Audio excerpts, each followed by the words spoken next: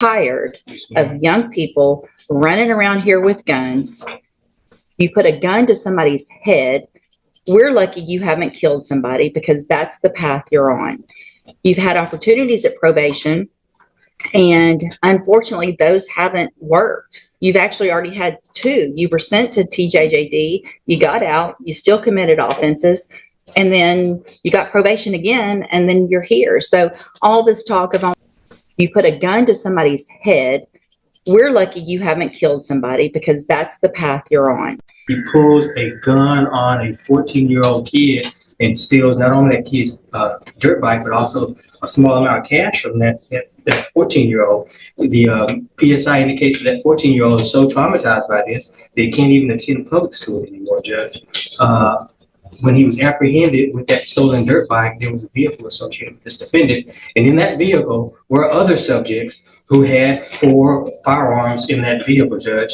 And as if that was not bad enough, he goes on to brag about this criminal activity on social media. And if that wasn't bad enough, Judge, he goes on to taunt the victim of the UUMV on social media as well. Judge, he is youthful, I'll acknowledge that. He does not have any adult criminal history, Your Honor, I will acknowledge that.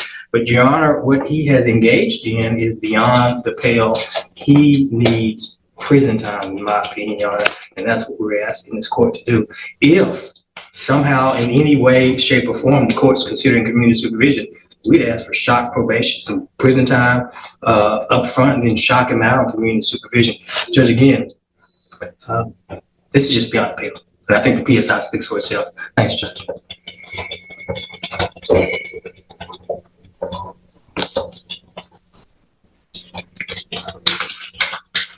Mr. Chopin,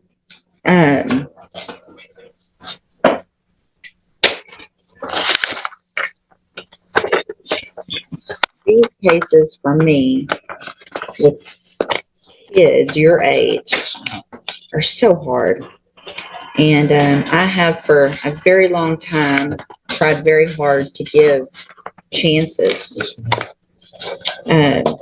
But all of the guns and the riding around and I mean, so you're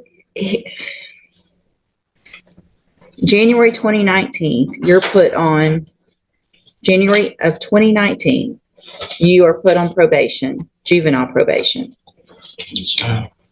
You violated it 1, 2, 3, 4, 5, 6. On your 7th time to violate, they finally sent you to TJJD, right? 7 times you were given an opportunity. You go to TJJD. Obviously, you're not there very long because you get out, and then in December of 2022, you commit an unlawful carrying a weapon, evading arrest or detention, and you're again put on probation. You're given another opportunity in January of 2023. So in this year, you were put on probation for a gun case and an evading case. While you're on that probation, after you've been to TJJD, you commit these 3 offenses while you're on probation.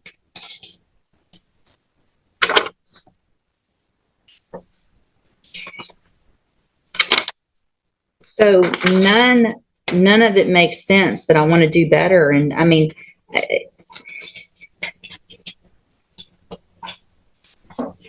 all this riding around with guns and masks and stealing, and it's just crazy. It's just crazy. Go have a seat in the jury box. I gotta think about this one some more for a minute. So what I've done, in addition to obviously just thinking about it and looking at all of this a little bit more, is ask and get any incident reports that you've had since you've been in custody. And Mr. Chopin, I appreciate Mr. Lewis and what he's done and the arguments he's made for you. And like I said before, it really kills me to what I feel like I have to do to you young people. But we are in Jefferson County tired of young people running around here with guns.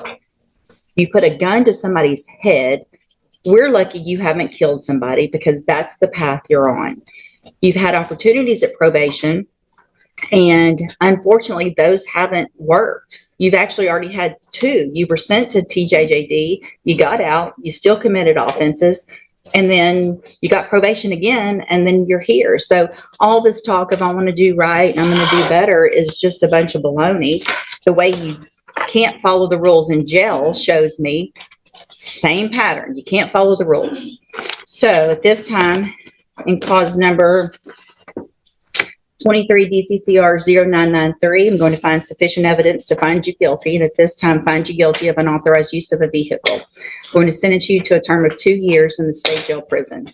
You will receive credit on that sentence for any time that you've been in custody that the law gives you the right to receive. In cause number, and these were all just open. So in cause number 23, DCCR 0991, I'm going to find sufficient evidence to find you guilty, and at this time find you guilty of evading arrest or detention with the use of a vehicle. I'm going to sentence you to a term of 10 years in the institutional division of the Texas Department of Corrections. You will receive credit on that sentence for any time that you've been in custody that the law gives you the right to receive.